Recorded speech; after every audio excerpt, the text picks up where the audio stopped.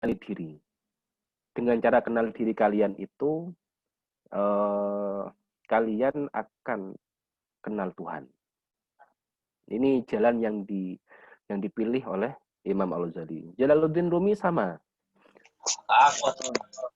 Jalaluddin Rumi itu metode mengenal Tuhannya sama, mengenali diri. Beliau menyebut jagat kecil, ya, alam suro atau mikrokosmotik, kosmos ya, mikrokosmos ya, bahasa filsafatnya. Jadi tubuh kalian itu sebenarnya adalah alam kecil. Jadi kalau kalian masuk ke dalam itu, kalian akan menemukan partikel-partikel, komponen-komponen alam ada pada diri kalian sebenarnya. Katanya Jalaluddin Al-Rumi, orang kalau pengen kenal Tuhan, nyelam ke diri yang sebenarnya, yang seutuhnya. Sehingga kalian akan kenal nanti yang namanya Tuhan. Nah, Imam Ghazali di sini juga sama. Iklam katanya beliau. Ini di awal-awal kitab Kimia Sa'adah ya. Iklam ketahuilah anna miftah, saat ini sudah tuliskan Arabnya, saya tuliskan terjemahnya juga biar mudah. Iklam ketahuilah anna miftaha ma'rifatillahi huwa ma'rifatun nafsi. Iklam ketahuilah inna miftaha ma'rifatillah, bahwa kunci mengenal Allah huwa ma'rifatun nafsi, adalah kenal dirinya sendiri. Wah, yang menjadi bahkan menyebutkan kunci ya. Jadi yang namanya kunci ya ndak pakai itu ndak akan kebuka. Kalau pengen kebuka ya kenalannya sama Allah, hijab kenal Allahnya biar kebuka, maka pastikan kalian itu sudah kenal utuh dengan diri kalian yang seutuhnya. Baru akan kenal Allah. Kenapa begitu? Imam Ghazali memberikan jawaban alasan yang logis ya. Karena ciri Imam Ghazali itu begitu ya. Memberikan jawaban-jawaban yang logis dan analogi-analogi yang keren menurut saya itu. Beliau bilang walaisya syai'un aqraba ilaika min nafsika. Karena tidak ada yang lebih dekat darimu kecuali dirimu sendiri. Jadi di dalam dunia ini yang paling dekat dengan kamu itu dirimu sendiri itu. Fa idza lam ta'rif nafsaka, kalau sampai kamu tidak kenal dirimu yang paling dekat itu, fa kaifa ta'rifu rabbaka, bagaimana mungkin kenal Tuhanmu. Jadi akhirnya ketemu kan ya, ketemu jawabannya. Imam Ghazali ini luar biasa. Semoga Allah merahmati beliau. Nah, itu ya. Jadi kenapa untuk mengenal Tuhan harus melalui jalan kenal diri sendiri? Jawabannya itu, bahwa tidak ada di bumi ini yang lebih dekat dari dirimu sendiri. Jika kamu tidak bisa kenal sama dirimu sendiri itu, ya tidak mungkinlah kamu kenal Tuhanmu. Ini jawaban yang gamblang dari Imam Ghazali. Jadi bahkan beliau menyebutkan bahwa mengenali diri sendiri itu adalah awal dari kebahagiaan. Orang yang tidak pernah kenal dengan dirinya, dia tidak akan pernah bahagia. Sehingga ini kemudian yang dipakai oleh trainer-trainer motivasi itu. Membuat biasanya training motivasi itu yang bersifat berapa seri itu, biasanya hari pertamanya mesti who am I itu. Siapa kamu itu. Nanti dibahas cukup panjang itu. Dalam psikologi juga begitu. Gara-gara ini kemudian lahir psikologi itu sebenarnya. Gara-gara perenungan diri. Di dalam diri itu ada apa saja. Lahir ilmu psikologi loh. Orang barat sampai merumuskan psikologi itu. Nah, Imam Ghazali ini terkenal psikolog juga. Sampai-sampai temannya Ustadz itu, ini saking canggihnya ilmu psikologinya Islam ya, yang dikenalkan oleh Imam Ghazali. Ustadz punya teman namanya Ustadz Muhdori, tetangganya Ustadz. Beliau itu tidak pernah mondok, hanya ngaji kalong ya ke pesantren-pesantren itu. Karena orangnya tidak punya soalnya, tidak orang miskin ya, sehingga mondok tidak mampu. Beliau hanya jalan kaki ke rumah kiai untuk ngaji. Tapi kegigihan beliau ngaji membuat beliau alim luar biasa. Sampai-sampai itu bisa melihat ini, bisa menganalisa karakter seseorang lewat wajah. Jadi kalian misalkan kalau mau mencari jodoh misalkan, sudah dapat fotonya, kasihkan ke beliau. ini gimana. Beliau bisa membaca, ini orangnya begini, ini orangnya begini.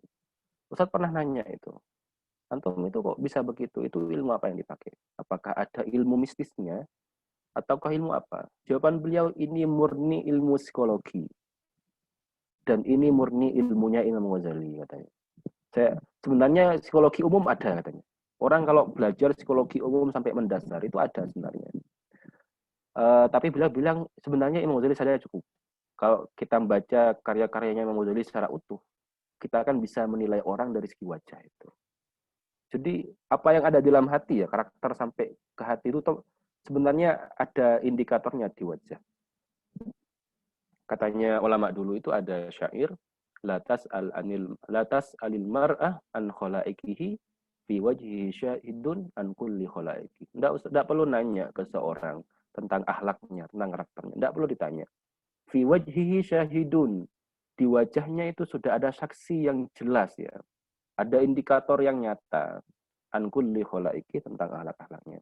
Makanya kalau kita lihat orang alim, orang solih itu meskipun dari Afrika ya, meskipun dari Afrika yang kulitnya hitam, itu enak, adem. Berbeda orang yang ahli maksiat meskipun putih. Itu melihatnya saja tidak tenang. Kenapa? Manifestasi kebaikan hati itu muncul di wajah itu. Nur ya bahasanya, ini nurnya muncul itu. Nah, begitu Imam Ghazali sampai begitu. Orang mengkaji diri sendiri itu sampai lahir ini. Makanya muncul ada Golden Award itu, psikolog modern itu. Nanti muncul mereka itu sebenarnya melakukan perenungan diri. Sampai lahir ilmu namanya ilmu psikologi. Nah, kalau kita banyak mengkaji ini, sudah di satu sisi kita bodoh ya. Di sisi yang lain kita bodoh yang paling bodoh. Kenapa? Menurut saya itu bodoh yang paling nyata adalah kebodohan terhadap dirinya sendiri. Tidak ngerti terhadap dirinya sendiri. Itu kan bodoh. Tapi bodoh yang paling nyata. Kenapa? Karena dirinya ada di dalam dirinya sendiri. Gimana kok tidak ngerti? Gitu kan lucu. Oke, lanjut. Anang.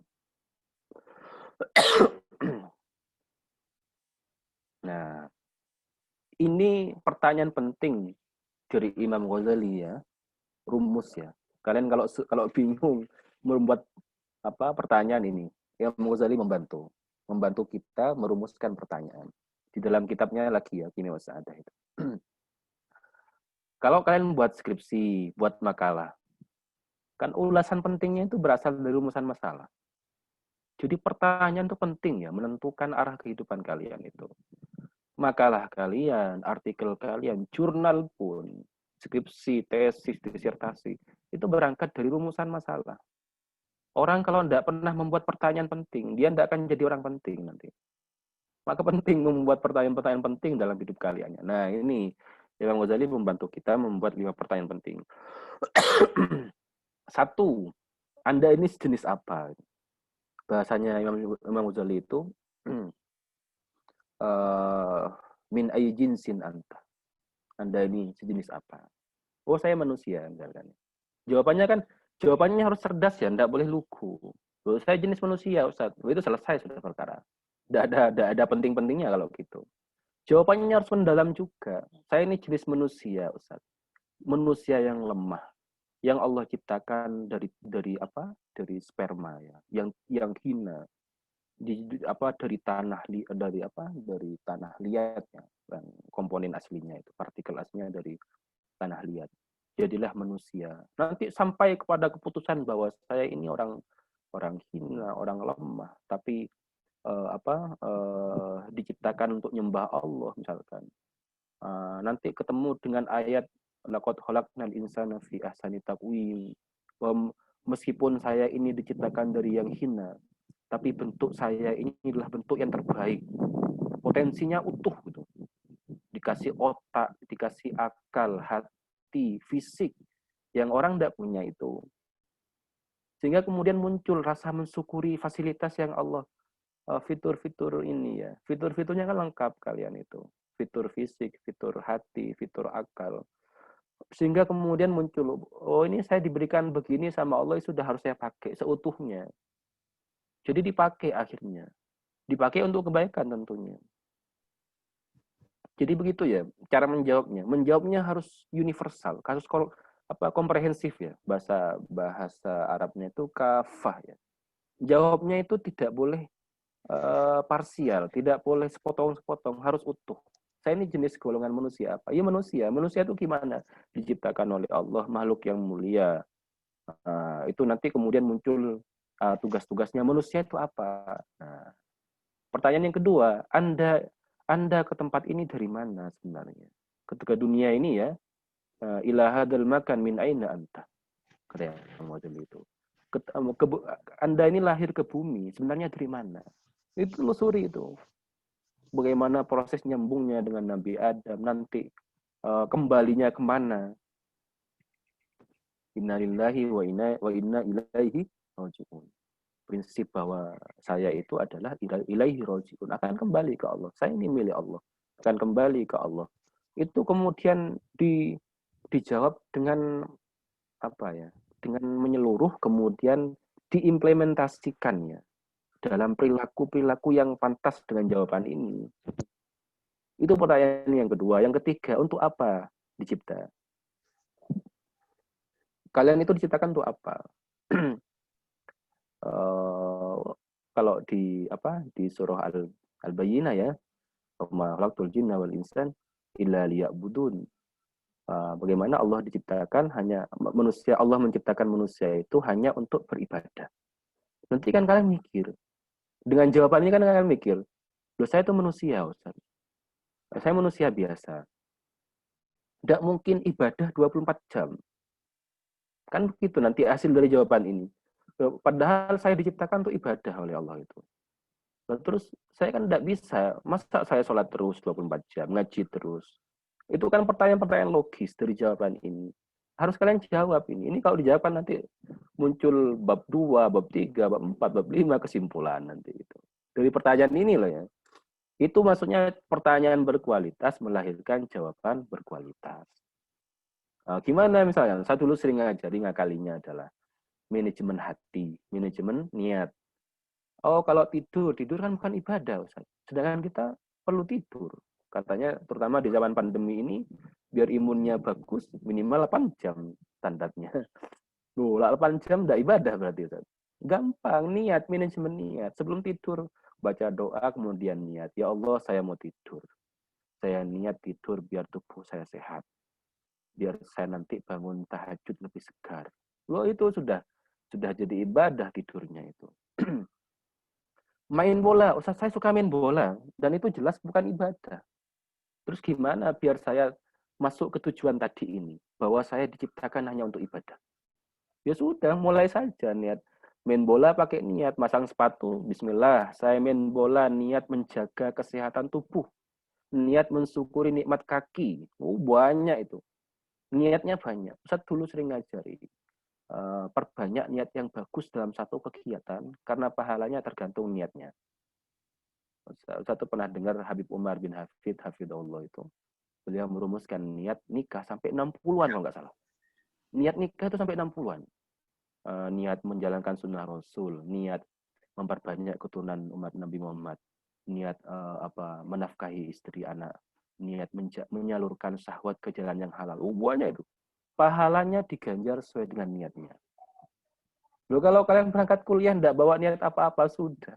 Capek iya, biaya habis, niat enggak ada. Apalagi niatnya sampai salah. Wah, itu bahaya. Nah, ini untuk jadi dari pertanyaan ini, jawaban ini lahir nanti jawaban yang berkualitas dan perilaku yang berkualitas. Nah, ini yang keempat.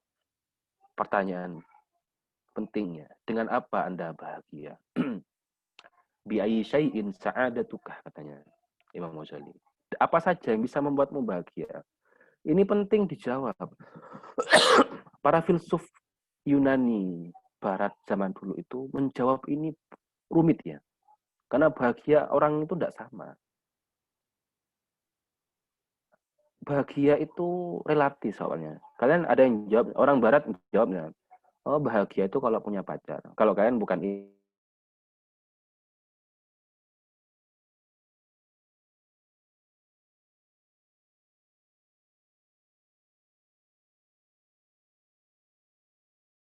Itu jawabannya pasti, kan orang Islam. Orang Barat jawab, maaf ya terputus, ada yang nelfon. Gini kalau sinyalnya pakai ini, pakai hotspotnya HP. Sudah nyambung lagi ya? Sudah. Alhamdulillah. Oke.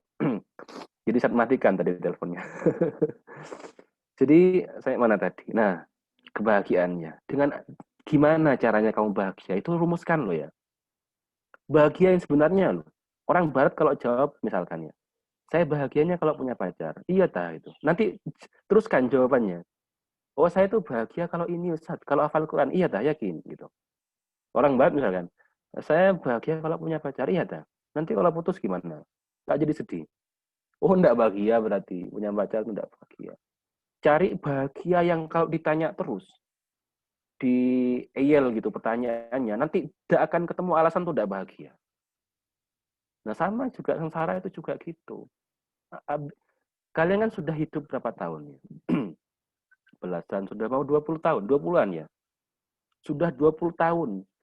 Itu kalau belum tahu, kalian itu bahagianya dengan cara apa saja, dan sedihnya dengan cara apa aja, rugi berarti hidup 20 tahun. Jadi sekarang sudah bisa mengenali seharusnya, oh saya itu kalau biasanya saya itu bahagia yang sebenarnya Ustaz. Kalau duduk di majelis pengajian, saya itu tenang, tidak ingat utang, tidak galau, oh ya bahagia itu berarti. Itu harus begitu, harus berarti saya harus perbanyak itu gitu. Ustaz saya itu sengsara kalau dekat sama perempuan dan selalu ditolak. Waduh, ya sudah enggak usah dibantu tuh kamu. Sudah kemana nyari sakit hati gitu akhirnya. Jadi segera cari itu cara-cara kamu bahagia, cara-cara kamu sengsara, terutama di akhirat ya. Makanya Ustaz sering bilang, BLP itu jangan selesai di dunia. Saya 60 tahun lagi mau jadi apa? Saya usia 35 tahun sudah jadi gubernur. Itu masih dunia. Kamu belum tentu nyampe ke situ sudah mati duluan. Kan begitu. Yang kamu tulis itu, ya kita harus optimis ya bahwa kita akan hidup panjang.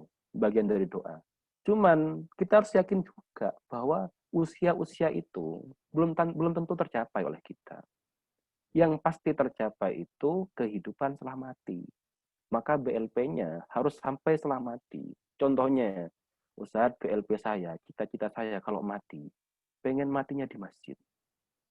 Saya itu kalau mati, pengen mati dalam pegang Quran. Loh, gimana caranya? Biar cita-citamu tercapai ini. Yo harus sering bawa Quran saya berarti. Kan begitu. Nah ini harus dijawab pertanyaan-pertanyaan ini. Nanti agar kalian itu juga sesuai dengan jalurnya. Oke gitu ya. Ini 5 pertanyaan penting. Sebentar, saya tinggal berapa menit ya? Siapa Syafiq atau Anang? Berapa menit lagi? Atau sudah habis? Masih lama, alhamdulillah. Apa? Sebenarnya sudah habis, cuman sudah habis ya? Ditambah 10 menit lagi. 10 menit lagi, oke. Atau mau ya apa-apa. Lanjutkan lagi, Anang. Nah, ini masih dalam kimia usaha Anda ya. 4 partikel penting manusia. Kalian harus kenal ya. Di dalam tubuhmu ada 4 ini. Bentar. Ini ada rekamannya enggak, Safik? Enggak ada. Ada yang minta soalnya. Jadi saya tadi ngerekam tapi kok enggak ada. Enggak ada ya, Safik ya? Direkam. Oh, direkam ya? Oke, Iya. nanti kalau bisa diupload ya, saat ini minta nanti. Ada yang banyak minta soalnya. Oke. Nah, ini ya 4 partikel penting manusia. Ini masih di kimia usaha. Kata Imam Ghazali, di tubuhmu itu, di tubuh manusia, ada 4 komponen ini. Karakter kebinatangan, sifatul bahaim, katanya Imam Ghazali. Bahaim itu binatang, ya, sapi, ya, kambing, dan saudara-saudaranya. Di dalam tubuhmu ada itu. Sifatul bahaim, karakter kebinatangan. Contohnya apa? Binatang itu senangnya, bahagianya itu makan, minum. Itu karakter-karakter kebinatangan ada dalam tubuh kalian. Manusia pasti punya ini. nikah, kawin gitu ya. Itu kebinatangan. Yang kedua, karakter binatang buas. Asiba ya, sifatus siba. Macan itu ya. Jadi mengalahkan orang, gitu. Makan orang. Itu ada. Dalam manusia itu ada karakter mengalahkan orang, menguasai, kemudian mendominasi gitu ya. Ya kayak macan pokoknya itu. Yang ketiga ada karakter iblis. Karakter iblis itu menipu, menghasut ya, memprovokasi. Itu karakter iblis. Yang keempat adalah sifatul malaika atau karakter malaikat. Dia ini ya hidupnya full ibadah, tidak punya nafsu. Bahagianya dengan sholat, bahagianya dengan zikir, nyebut Allah. Ini semuanya adalah ada dalam diri kalian. Tinggal lihat yang dominan yang mana. Kalian hanya atur ya, porsinya, tugas kalian ngatur porsinya. Tidak mungkin dihilangkan ya. Karakter binatangan tidak hilang, ya sudah. Kalian hidup tamat di riwayat manusia. Tidak ada yang nikah nanti. Doakan saat biar nikah. Jadi kebinatangan tuh dia makan, dia minum, dia nikah dan lain-lain itu. Kemudian, tapi kalau kebahagiaannya hanya ini misalkan ya, tidak ada unsur malaikatnya, ya sudah. Berarti kalian sama dengan binatang. Kalau hanya itu ya kebahagiaannya. Kebahagiaannya hanya minum, makan, main, sudah itu binatang saja. Kalau binatang buas itu kebahagiaannya, kepuasan hidupnya. Kalau dia bisa mengalahkan orang, mendominasi di sebuah forum misalkan, itu bagian-bagian dari karakter binatang buas itu. Iblis ini yang paling parah sebenarnya. Dia berbahaya soalnya. Dia memprovokasi, kemudian menipu orang. Itu karakter-karakter iblis yang ada pada manusia. Dan ini bisa, dan dihilangkan tidak bisa ya, karena kita butuh kadang di saat yang baik ya, kondisinya yang baik dan dipakai untuk kebaikan.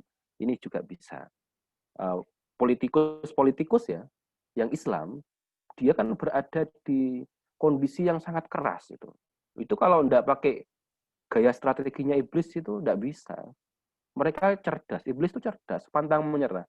Saya dulu masih ingat ya, kalian tidak tahu masih ingat atau tidak pernah cerita tentang pemuda yang berangkat ke masjid itu loh. Rajin ke masjid, suatu hari hujan, terus setan datang, bisiki. Sudah, tidak usah ke masjid, sekarang sedang hujan. Allah memaklumi kamu, insya Allah katanya.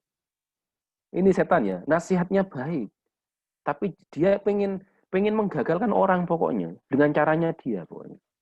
Tapi pemuda itu enggak, kamu jangan ganggu saya mau berangkat. Sampai pertengahan dia jatuh karena hujan memang. Basah kuyup, setan datang lagi, itu kan dibilangin enggak percaya. Sudahlah, kamu enggak usah ngeyel, pulang saja. Allah itu akan membalas niatmu, gitu kan ya, nasihat baiknya setan. Allah itu sudah balas kebaikan kamu. Apa jawaban mudah? Enggak, saya mau balik lagi, saya mau ngambil baju, saya balik lagi. Balik, pemuda lagi ngambil baju, berangkat lagi.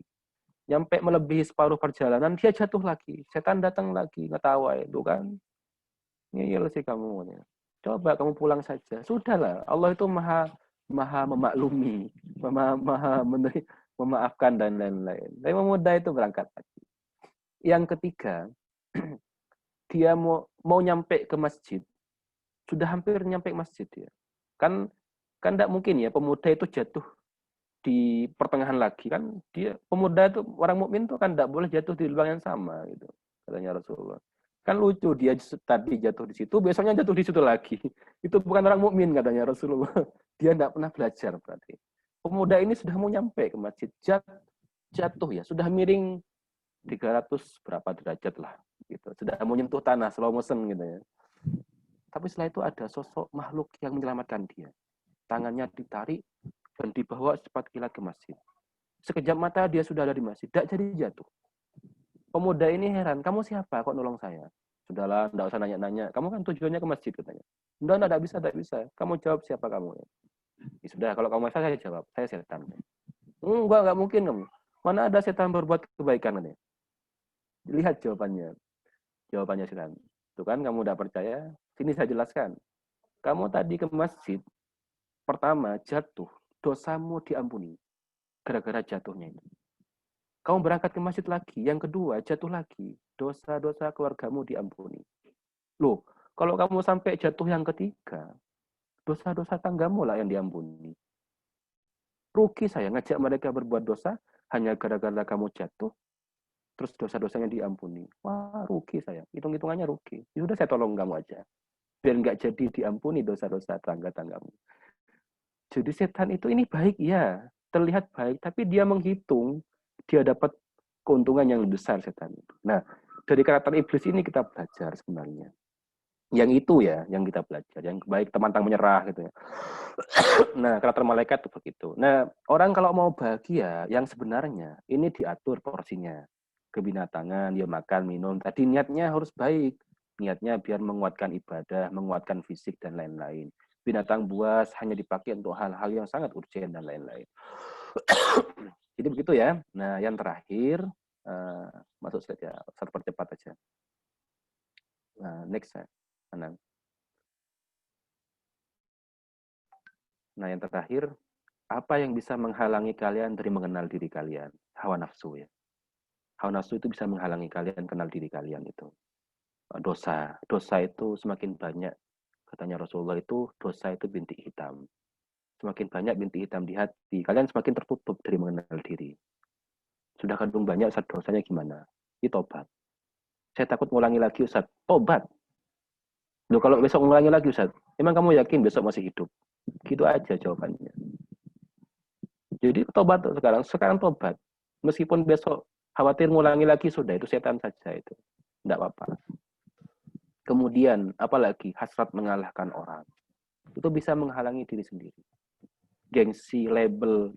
Label itu label ustadz, label dosen, label sarjana, label kiai, label gus, label al-hafid.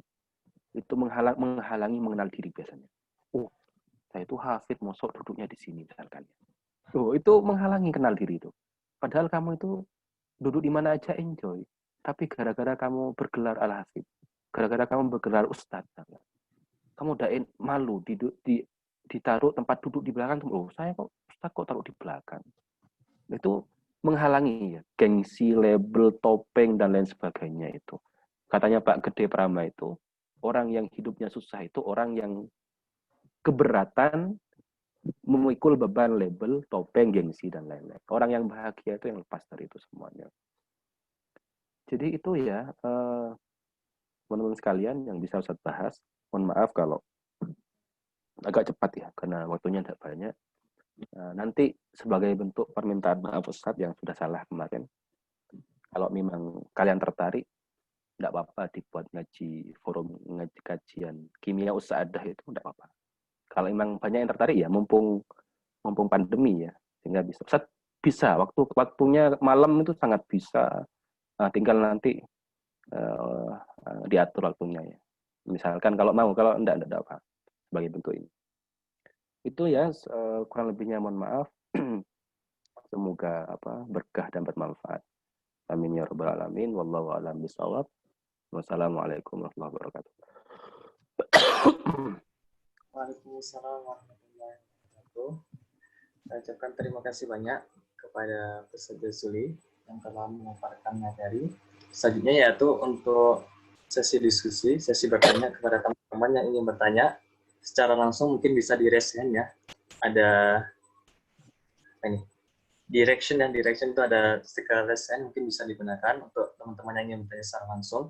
Tapi teman-teman yang ingin bertanya melalui chat room juga diperbolehkan. Apakah ada yang ingin dipertanyakan teman-teman semua?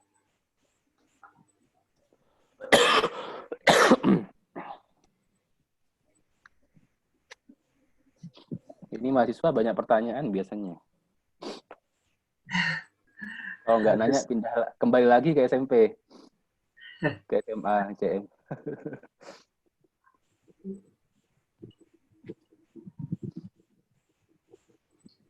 Syafiq, ada berapa ini pesertanya total?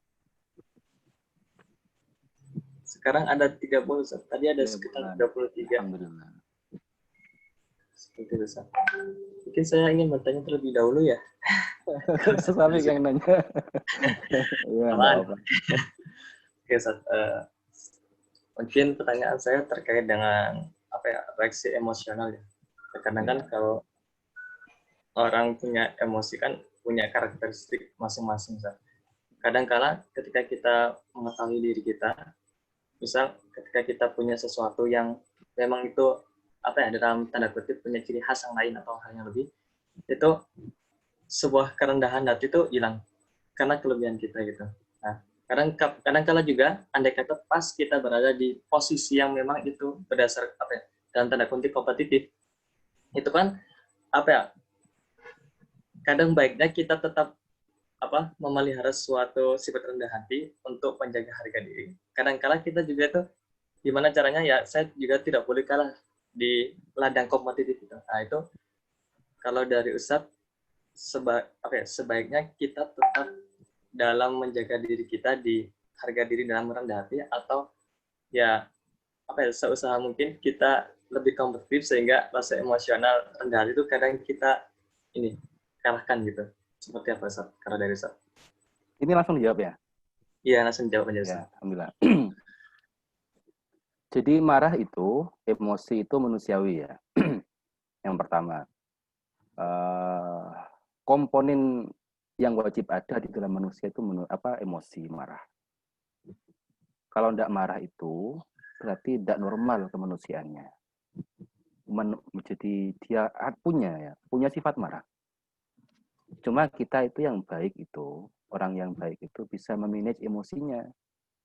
Makanya di dalam hadis itu yang kalian sudah hafal banget, di hadis pertama itu laisa syadidu bisura'ah innamas syadidu alladzi yamliku nafsahu indal ghadab. Hadis itu jelas ya, tidak menganjurkan menghilangkan marah, enggak. Tapi ia meliku, menguasai. Kalian kalau marah itu termanage ya emosinya itu. Gimana ya? Emosi itu efeknya bisa fisik ya, fisik tubuh, bisa bergerak ya, atau lisan, atau dua-duanya. Orang kalau emosi yang paling kontrol emosi yang paling lemah adalah ketika dia tidak bisa ngontrol fisik dan lisannya. Tangannya kemana-mana, sak kakinya juga ikut, lisannya juga keluar kebun binatang macam-macam. Mulai dari golongan anjing, kemudian jangkrik, dan saudara-saudaranya. Diucapkan dengan intonasi yang berbeda tentunya ya. Nah, itu kontrol emosi yang rendah. Emosi itu perlu, bahkan Rasulullah itu marah ya, kalau yang dihina adalah agama. Di dalam Sahih Bukhari, itu Bukhari Muslim itu ada. Mentakomna, Rasulullah tidak pernah marah ya, kalau dirinya yang dihina. Tapi kalau agama yang dihina, Rasulullah marah. Saya kasih contoh ya, cara merespon sesuatu yang bisa membuat kamu marah dengan cara yang paling elegan. Lihat ya, ini kisahnya Kiai Haji Agus Salim kayaknya. Saya lupa. Beliau mau ngisi seminar, diundang ngisi seminar di sebuah forum. Nyampe ke forum, beliau kan jenggotnya panjang banget. Masuk ke forum, baru masuk forum, para peserta seminar itu ngejek beliau. Bayangkan, pematerinya diejek gimana? Pesertanya tuh bilang, mbek, gitu ya. Karena beliau jenggotnya panjang. Pemateri lo ya, Syafiq kalau ada di dalam kondisi itu gimana? Merah tentunya. Tapi lihat cara beliau merespon secara elegan ya. Karena beliau sudah mengenali diri, bisa mengontrol diri, responnya beliau keren. Tidak kemudian, ya enggak apa-apa, saya dianggap. Enggak juga gitu. Itu kan merendah diri yang kalah jadinya. Kalau bisa itu tetap menang ya. Tapi dengan kemuliaan dan kewibawaan. Gimana jawaban beliau? Dia bilang gini, mohon maaf katanya. Saya itu diundang untuk mengisi seminar yang isinya adalah manusia. Saya kok heran nyampe ke sini yang berbunyi kambing. Apakah saya salah masuk tempat? Nah, gitu kan ya. Padahal tadi bilang B itu untuk ngejek Agus Salim. Tapi lihat kembali ejekannya dengan cara yang elegan. Bisa enggak begitu? Bisa. Bagi orang yang bisa ngontrol emosi dengan baik. Saya dulu pernah cerita bagaimana Sayyidina Ali yang orangnya humoris ketika diprotes dan dicaci sama rakyatnya. Wahai imam, dulu di zamannya Khalifah Abu Bakar dan Umar itu kondisinya aman, tentram, dan adem. Kenapa di zamanmu jadi imam Khalifah ini rusak? Apa jawaban Imam Ali dengan cerdas ya? Iya, wajar. Dulu itu zamannya Khalifah Umar, Abu Bakar itu rakyatnya kayak saya. Sekarang zamanku rakyatnya kayak kamu. Gimana mau ndak rusak? Itu kan ya, itu keren gitu loh, elegan. Sudah dia merah mukanya. Gitu ya Safik ya. Udah, insya Allah Safik bisa menangkap ini. Udah lagi? Terima kasih. Ya. Oke, selanjutnya untuk Ustadz Wahyudi ya, mungkin langsung aja ya Ustadz Wahyudi secara langsung berinteraksi secara langsung dengan Ustadz Jazuli. Monggo Wahyudi. Mana Wahyudi itu? Ya, silakan.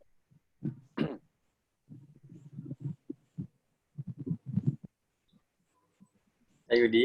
Mana suaranya? Silakan Wahyudi. Di unmute Sayud mic-nya. Mic-nya di ini dulu.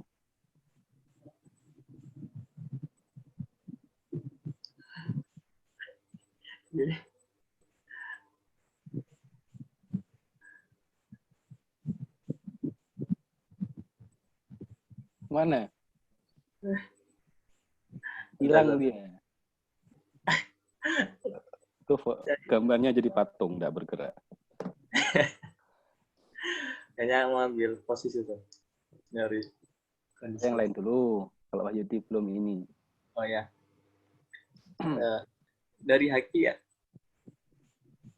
Haki mungkin mau berbicara secara langsung aja Haki, agar tidak terlalu.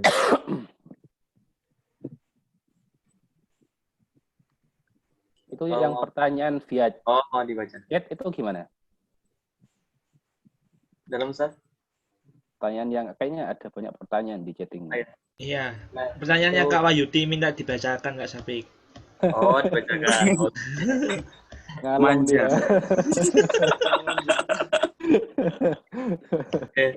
Ya, saya bacakan. Assalamualaikum Ustaz, saya ingin bertanya bagaimana cara membedakan ini dari tipu daya setan atau bukan? Karena biasanya setan juga bersifat baik untuk menutupi kejelekan yang mau ditunjukkan ke manusia. Karena sekelas Nabi Adam saja bisa ditipu daya oleh setan. Seperti Ustaz. Itu bagaimana? Ini pertanyaan yang urgent sebenarnya. Saya coba menjawab dengan baik ya, semoga bisa. Gimana cara membedakan tipu daya setan dengan yang lainnya? Sederhananya begini sepertinya. Kalau itu bisa membuat kita lebih jauh dari Allah, tidak lebih dekat dari Allah ya, itu setan pasti. Yang itu disupport oleh nafsu kita. Jadi setan itu hanya mantik saja. Nafsu itu nanti kemudian mengeksekusi ya. Jadi, makanya setan itu atau jin itu masuk majrad dami, yajri majrad dam. Masuk di seluruh aliran darah. Kalian tahu aliran darah? Pernah lihat ada yang foto itu di Facebook yang hanya tangan, saraf-sarafnya bagaimana? Itu cabang-cabangnya. Banyak luar biasa. Setan masuk situ. Makanya dianjurkan baca doa maksudrat pagi dan petang itu untuk nutupi itu sebenarnya. Nah, di tubuh itu ada supporternya juga. Apa itu? Jin korin. Nah, itu ditaruh di tubuh kita untuk itu juga, untuk mensupport setan sebenarnya. Jadi yang membisiki kalian berbuat ini, terus lemas dalam beribadah, itu jin korin. Dia ini relasinya setan sebenarnya. Berelasi dengan setan. Jadi kalau bisikannya adalah menjauhkan dari Allah atau bahkan tidak lebih dekat dari Allah, itu setan berarti. Tapi kadang setan itu memilih yang lebih ringan. Misalkan ya, kayak tadi itu ya, sama-sama baik sebenarnya. Dia dibiarkan jatuh ya, pemuda tadi dibiarkan jatuh, kemudian dosa-dosa seluruh tangganya diampuni, atau dia ditolong ke masjid biar segera nyampe masjid. Itu kan baik sebenarnya. Tapi secara hitung-hitungan, Setan itu untung masih dapat keuntungan. Jadi cara berpikirnya begitu. Yang bisa membedakan akhirnya ilmu. Ilmu itu, ilmu mengerti bahwa setan itu bergerak ke arah yang lebih ringan pahalanya. Kalau tidak bisa menjeburkan dia ke dosa, dia bergerak ke arah yang lebih ringan pahalanya. Cara ngerti ini pahalanya lebih ringan atau enggak, ilmu. Makanya Imam Ghazali itu di dalam kitab Bidayatul Hidayah, Ihya Ulumuddin, kemudian Minhajul Abidin, beliau tuh bilang penting belajar tentang ilmu hati. Karena setan tuh masuk di situ nanti banyak. Sehingga kalian tahu cara kerjanya setan, cara kerjanya iblis menggoda manusia itu ngerti. Nanti di akhir kitab Kimia Usahadah itu kunci kebahagiaan ilmu.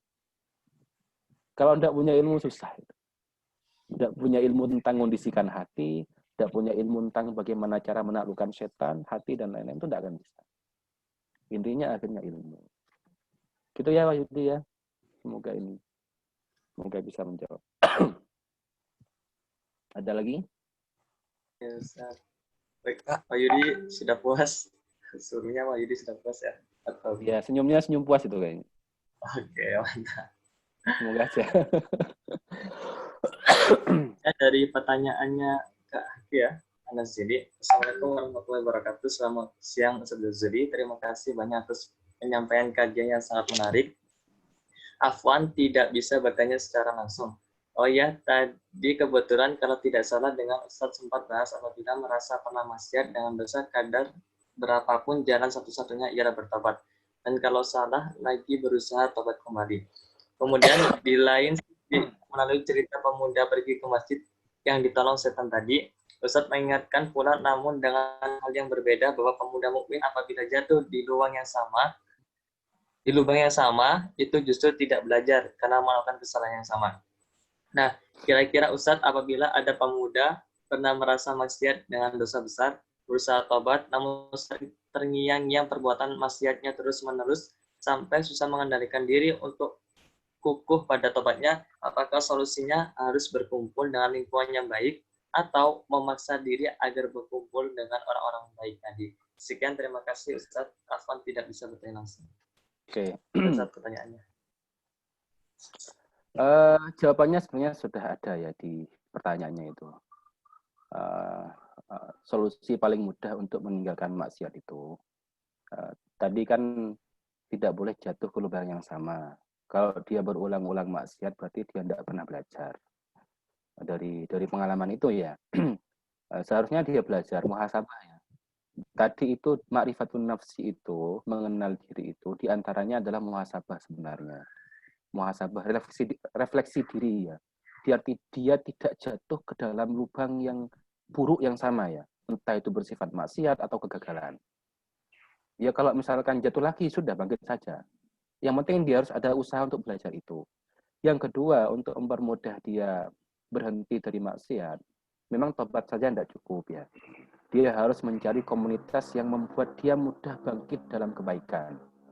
Itu sudah diamalkan sudah diisyarahkan ya di hadis Sholihin itu tentang seorang pembunuh ya, pembunuh kelas kakap ya, yang dia membunuh 99 orang, kemudian dia mau tobat, kemudian pergi ke rahibnya orang Yahudi Nasrani itu, dia bilang mau tobat apakah bisa? Tidak bisa katanya ulama ya Nasrani itu. Akhirnya dibunuh, lengkaplah jadi 100. Pindahlah ke ulama Islam, dia tanya masih bisa tobat? Bisa. Islam tuh dosa sebesar apapun, Allah itu welcome ya. Allah itu welcome. Sama orang yang mau tobat, bukan hanya welcome ya, tapi Allah itu nunggu orang yang berbuat dosa untuk tobat. Seperti nunggunya orang yang ketika naik, ini katanya Rasulullah ya, seperti orang yang musafir naik unta, nyampe di padang pasir, untanya hilang beserta bekal-bekalnya, kabur. Dan tidak ada harapan lagi. Musafir ini nunggu unta itu kembali. Dan Allah seperti itu nunggunya. Betapa kangennya Allah gitu ya. Sama orang pendosa untuk kembali padanya. Hanya orang dosa saja yang tidak ngerti bahwa dia ditungguin. Gitu. Kembali saja. Cuman biar lebih terjaga dia dari maksiat lagi. Seperti yang pemuda yang membunuh tadi itu. Sama ulama tadi disuruh pergi, hijrah. Dia disuruh hijrah dari tempat yang banyak maksiatnya ke tempat yang banyak baik. Ini pentingnya komunitas akhirnya, bahwa komunitas kebaikan itu menularkan kebaikan. Kenapa? Karena saling menjaga dia di komunitas itu. Jadi begitu ya. Jawabannya sudah ada tadi itu. Dia harus pergi ke tempat yang dia bisa terjaga dari maksiat-maksiat itu. Kalau merasa tidak kuat ya, itu seperti kisahnya Nabi Yusuf juga. Ketika Nabi Yusuf didekati itu, siapa? Zulaikha ya. Dia awalnya berdoa, ma'adallah, qala ma'adallah, berlindung pada Allah. Jadi kalau kalian ketemu maksiat, tidak apa-apa, doa dulu, ya Allah. Kalau masih kuat, tidak apa-apa di situ. Tapi kalau tidak kuat, maksiatnya belum hilang, kalian pergi. Nabi Yusuf tuh pergi, melabrak jendela dan bilang, dobrak pintu itu untuk kabur dari maksiat. Jadi doa, ikhtiar, kalau masih tidak bisa ya, pergi. Hijrah ya, musafir. Jadi gitu ya, saya pikir ya. Pertanyaan apa jawaban Ridwan tadi.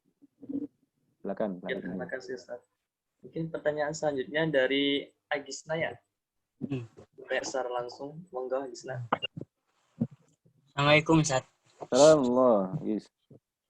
Gini Ustaz. Terkadang di dalam masyarakat kan ada statement bahwa ketika anak dilahirkan dari seorang raja semisal, berarti anak tersebut harus bersikap dan mempunyai cara pandang yang harus seperti raja tersebut. Terkadang ada seperti itu. Akan tapi di anak tersebut, dalam hati anak tersebut, saya tidak mau menjadi seperti ayah saya, seperti kakek saya, seperti saudara-saudara saya yang lain. Nah, terkadang kan lebih seringnya kan masyarakat mencela hal seperti itu. Lalu sikap kita bagaimana? Ya sudah. Minta tolong diulangi ya apa pertanyaannya. Semisal saya anak seorang presiden semisal. Iya. Berarti kan masyarakat luas menganggap saya, wah saya anak presiden, saya anak presiden biasanya bersikap seperti ayahnya, misal ayahnya suka berbagi dengan cara ini. Tapi saya tidak ngeh lah, tidak. Iya. Saya tidak suka dengan cara seperti itu. Tapi saya punya cara yang lain. Nah, tapi kan masyarakat langsung mencela, wah kamu kok tidak seperti ayahmu. Kamu kok tidak? Ayahmu biasanya dulu melakukan ini, kamu kok tidak suka melakukan ini, apa sebabnya? Kan terkadang ada kita mempunyai alasan tersendiri, tapi kan tidak perlu diungkapkan ke masyarakat umum. Itu bagaimana? Ya, sebenarnya begini ya. Selama kamu merasa berada dalam kebaikan dan kebenaran yang sebenarnya ya, fastaqim, istiqomalah di situ. Entah itu diomongin orang, entah itu dicela orang, kamu kalau merasa sudah yakin bahwa itu adalah kebenaran yang kamu pilih, fastaqim, sudah istiqomah, lurus anteng-anteng aja. Hidup itu tidak akan pernah sepi dari omongan orang, ya. Hidup itu tidak akan pernah sepi dari omongan orang. Ridon nas wa yatun la tudrok katanya, bahwa kepuasan manusia itu tidak ada ujungnya. Kamu mencari kepuasan orang ini tidak akan pernah puas dia. Itu rumus kehidupannya, bahwa kita tidak akan pernah bisa memuaskan semua orang. Rasulullah saja ada yang mencela, ada yang membenci. Jawaban yang paling bagus adalah kisah yang pemuda bersama anak kecil bersama bapaknya ya, yang bawa keledai itu loh. Kemudian bapaknya naik keledai kan ya, bapaknya naik keledai, nyampe di sebuah masyarakat, diomongin sama masyarakat itu. Ini bapak kok tidak punya belas kasih sayangnya. Masuk bapaknya yang naik kuda, anaknya naik keledai, anaknya suruh jalan. Mendengar omongan orang ini, bapaknya itu ambil hati, ya sudah ganti, anaknya yang di atas, naik keledai. Keledai kan tak bisa dinaiki berdua, kecil soalnya. Bapaknya yang jalan. Pertanyaannya apakah selesai omongannya orang? Tidak. Dia lewat di sebuah komunitas lagi, dirasani lagi. Dasar anak kurang ajar. Masa iya anaknya naik kendaraan, naik keledai, bapaknya suruh jalan. Gitu kan ya?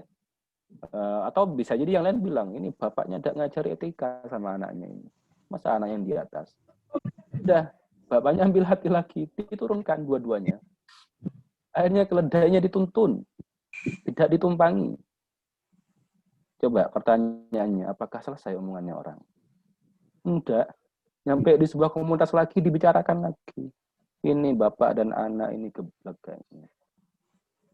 Masa punya kendaraan tidak ditumpangi, tidak dikendarai, kan rugi. Terus buat apa keledai itu? Ini keluarga yang goblok kayaknya. Ambil hati lagi, masih diomongin orang katanya. Tadi dinaiki anaknya sudah selesai, dinaiki bapaknya saja sudah selesai. Tidak ditunggangi berdua juga sudah selesai. Tinggal apa aja coba?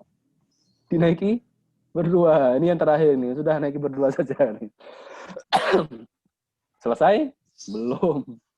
Tidak ada, hidup itu tidak pernah sepi dari omongan orang. Dirasani lagi. Ini keluarga ini tidak berperi kebinatangan. Masa hewan sekecil itu ditunggangi oleh dua orang. Satu orang saja ditunggangi bapaknya belum tentu kuat. Ini malah dua orang. Jadi hidup tuh begitu. Lagi ya. Jadi selama kamu benar, lanjut. Selama kamu masih kuat ya. Kamu masih kuat dengan ini omongan orang. Tapi sarannya Ustaz harus kuat, Mbak. Selama kamu merasa benar. Jangan hanya merasa ya, tapi benar ya. Bahwa ini benar, kebaikan hanya saja orang belum tahu. Kamu jawab saja dengan doanya Rasulullah itu ketika dilempari, disakiti, dilempari ya. Allahumma hdi qaumi fa innahum la ya'lamun. Ya Allah berikan mereka hidayah karena mereka sebenarnya tidak tahu. Sehingga kemudian ngerasani begitu. Dan tidak perlu tahu, memang kebaikan yang kamu lakukan tuh tidak perlu, kalau bisa tidak perlu diberitahukan pada orang. Ya, sesekali memang perlu diberitahukan sebagai syiar. Tapi kamu harus punya kebaikan yang tidak pernah ditampakkan. Yang itu jadi andalan kebaikan yang terbaik, yang masih utuh. Ibarat permata itu disembunyikan. Ya. Tidak ada orang yang tahu, sehingga aman, benar-benar aman. Aman dari dia, aman dari ini, aman dari ini. Sehingga murni itu. Nanti di akhirat ketika dibuka bungkusnya itu masih seger, fresh. Tidak ada riaknya, tidak ada ujubnya. Itu langsung diterima sama Allah. Tapi kalau amal yang tampak itu kadang masih nempel lalat ya, lalat riak, nempel lalat ujub, nempel, sehingga akhirnya kadang kotor. Kadang tidak diterima malah. Karena Allah itu thayyibun la yaqbalu illa thayyiban. Allah itu maha baik dan hanya nerima yang baik-baik. Gitu ya guys ya. Jadi intinya kalau gimana? Tapi hal itu terjadi di dalam keluarga kita sendiri. Misal hal itu terjadi di keluarga kita sendiri, gimana? Baik, itu tadi. Kalau kamu merasa kuat, tidak berbahaya sama mental kamu, bertahan. Fastaqim. Jangan direken omongannya orang. Kalau kamu merasa itu sudah benar, yakin benar, dan kamu kuat dengan mentalmu. Kalau kamu khawatir saya stres, ya sudah. Buka yang kamu lakukan kebaikan, jelaskan dan terangkan sampai mereka paham. Semampunya. Kalau kamu masih belum mampu begitu, ya sudah. Cari tempat yang lebih bisa ini menerima kebaikan-kebaikan kamu. Bisa lagi? Ada lagi? Gimana? Gitu ya? Tahapannya begitu ya. 1. Kalau kamu kuat, bersabar, karena kamu sudah tahu bahwa hidup itu tidak akan sepi dari omongan-omongan negatif, bertahanlah. Ya, bertahanlah kalau kamu kuat. Tapi kalau kamu sekiranya tidak kuat, khawatir stres ya. Waduh, saya ini kalau diam begini terus nanti stres. Jelaskan semaksimal mungkin. Pahamkan orang yang tidak paham. Doakan biar mereka paham. Kalau masih tidak juga, kamu pergi dulu. Pergi dulu untuk menenangkan diri. Sampai mereka paham. Biasanya kalau orang itu akan terlihat berharga. Setelah tidak ada. Kan begitu ya. Ya sudah, saya pergi dulu. Biar mereka paham bahwa saya itu berharga. Misalkan ya. Gitu ya, gitu ya. Ya, juga dimudahkan urusannya gitu.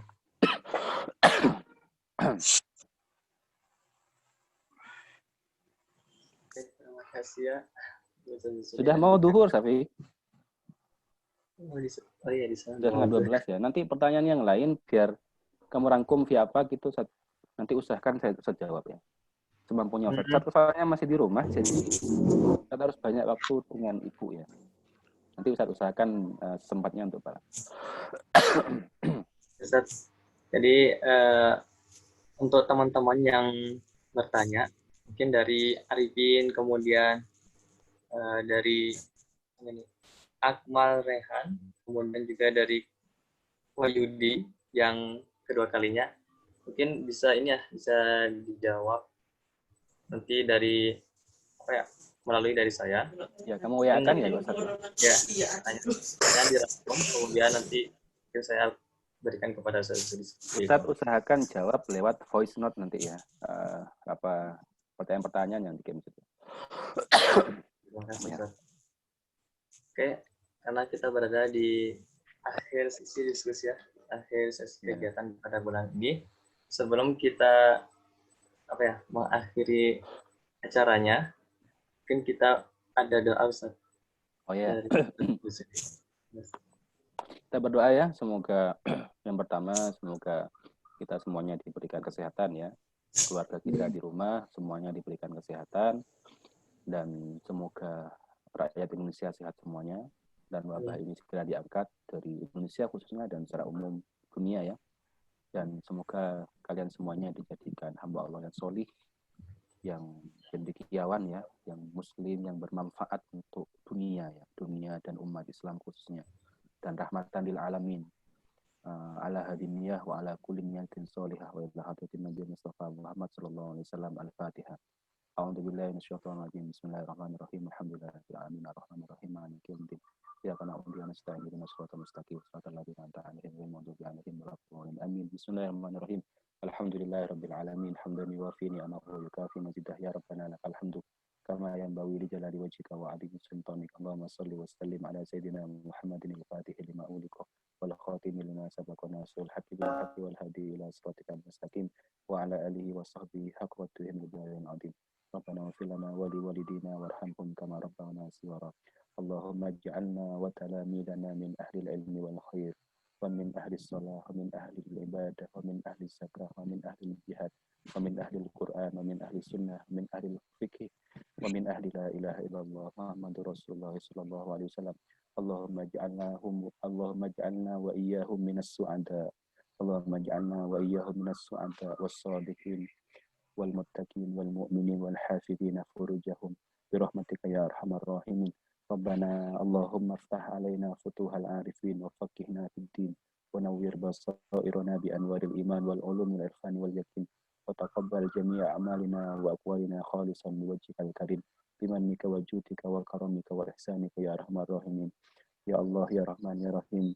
Sebagaimana Kau kumpulkan kami di tempat ini, di forum ini, kumpulkan kami di surgamu, ya Allah, di surgamu yang terbaik bersama para ulama, bersama para orang tua kami. Birahmatika ya arhamar rahimin. Rabbana atina fid dunya hasanah wa fil akhirati hasanah wa qina adzabannar. Subhana rabbika rabbil izzati amma yasifun wa salamun alal mursalin walhamdulillahi rabbil alamin. Rabbana taqabbal du'ana bisirril Fatihah. A'udzu billahi minasyaitonir rajim. Bismillahirrahmanirrahim. Alhamdulillahi rabbil alamin. Rahmanir-Rahim maliki yaumiddin iyyaka na'budu wa nasta'inu ihdinas siratal mustaqim siratal ladzina an'amta alaihim ghairil maghdubi 'alaihim waladdallin. Amin. Terima kasih ya semuanya ya. Karena kita berada di ujung acara, sebelum kita menutupi acara pada siang hari ini, kayaknya kita perlu dokumentasi untuk foto bersama. Jadi teman-teman yang sekarang lagi di off-kan kameranya, dimohon untuk di on kameranya ya teman-teman semua. Mungkin bisa dibantu dari saudara Anang. Monggo teman-teman. Biar segera tercukupkan dan sholat duhur. Nah, itu kan kelihatan semua wajahnya. Ganteng-ganteng. Sifa kayak Habib gitu ya. Ustaz tadi awalnya ada mau pakai kopiah sebenarnya. Mau ketemu mahasiswa. Cuman kayaknya sudahlah pakai kopiah aja. Karena Ustaz kenal dirinya Ustaz, kalau Ustaz suka pakai kopiah. Oke. Ayo ada Akmal, yang Tegar, Mal. Raffi, Ainul Yakin, Raihan, Bardi, Tegar,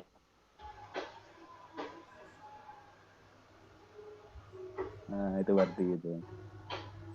Aman.